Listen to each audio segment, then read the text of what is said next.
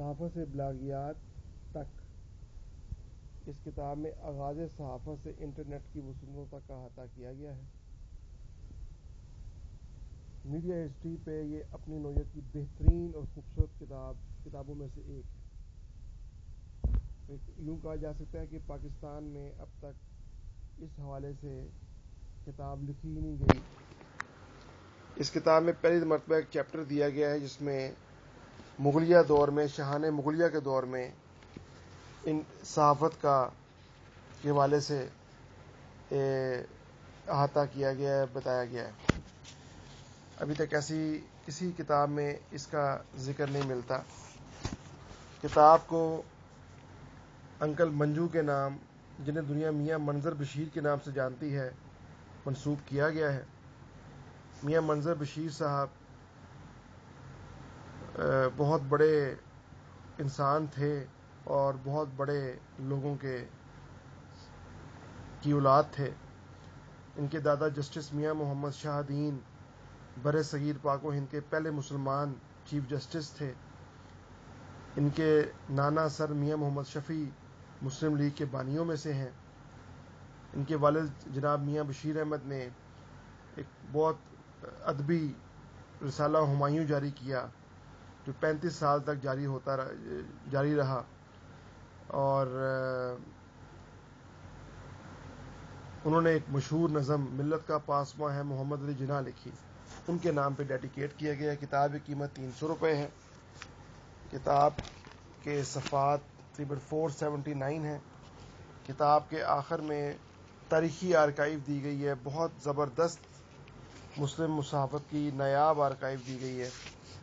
اس میں روزنامہ جنگ ہے، جمعیت سرحد ہے، منشور ہے، 18ویں 19ویں صدی کے پرانے اخبارات کے بارے میں اس کے گیٹ اپ، اس کی لے آؤٹ کا بتایا گیا ہے۔ اس میں انگلش اخبارات بھی ہیں، اردو اخبارات بھی ہیں، باب الاسلام ہندی نیوز پیپرز کا بھی ذکر کیا گیا ہے۔ اس میں تحریک پاکستان اور اس کی بچوں کو ایزیلی کانسیپٹس کلیئر ہو سکتے ہیں کہ اس وقت جرنلزم کا کیا ٹرینڈ تھا اور جرنلزم کس لحاظ سے، کس رخ پہ، کس نہج پہ چل رہی تھی۔ نوائے وقت ہے، سول اینڈ ملٹری گزٹ ہے، سیلاب ہے، خیبر ہے، مجاہد ہفت روزہ ہے، مظلوم دنیا ہے، اس کے علاوہ کافی پیپر ہیں، نگار ہے، اس کی لے آؤٹ ہے۔ بس یہ دلچسپ ہے کہ قائد اعظم پاکستان کے پہلے گورنر جنرل ہوں گے، تو اس طرح پتہ چلتا ہے کہ اس زمانے میں کیا لے آؤٹ تھی۔ کتاب میں آپ کو دنیا کا پہلا مطبوع اخبار ہے، صحافت آغاز و ارتقاء ہے، خبر رسانی قدیم ہندوستان میں، شاہان مغلیہ اور صحافت، شہنشاہ ظہیر الدین بابر،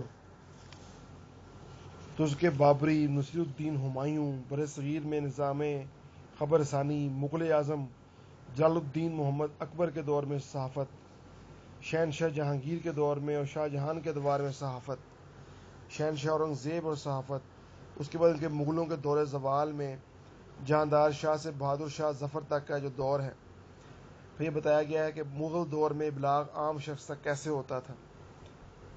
پھر اس میں مختلف نیوز پیپرز کا ذکر ہے جنہوں نے تحریک پاکستان کا ساتھ دیا، اور ان کا ذکر بھی ہے جنہوں نے پاکستان کا ساتھ نہیں دیا تحریک پاکستان کا۔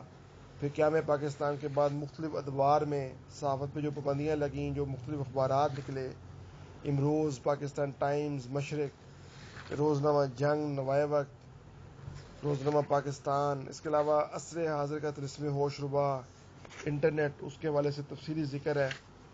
انٹرنیٹ کا آغاز کیسے ہوا، ارتقاء کیسے ہوا، اس نے موجودہ صحافت پہ کیا اثرات اس کے آ رہے ہیں، ای لرننگ سے کیا مراد ہے، منفی صحافت انٹرنیٹ کا کیا ہے اور مثبت انٹرنیٹ کیا ہے، اس کا استعمال کیا ہو سکتا ہے، صحافت کے اہم نظریات ہیں، اتھارٹیرین کانسیپٹ آف جرنلزم ہے، اسی طرح پریس اینڈ پبلیکیشن آرڈیننس کے بارے میں ہے، پیمرا کیا ہے، اس کا آج کل بہت ذکر ہے، پیمرا آرڈیننس کیا ہے، اس کے علاوہ کمیونٹی جرنلزم کے حوالے سے بھی ذکر کیا گیا کہ پاکستان میں کمیونٹی جرنلزم کے حوالے سے کون کون سے اخبارات نکالے گئے ہیں یا ہیں.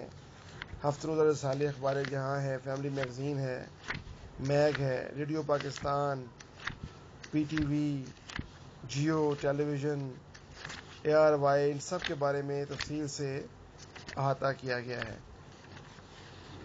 M A, M S C, ابلاغ عامہ، کمیونیکیشن اسٹڈیز کے طلباء و طالبات کے ساتھ ساتھ جنرل پڑھنے والوں کے لیے بھی یہ بہترین کتاب ہے اور معلومات میں اضافہ کرتی ہے اور یقیناً کرے گی.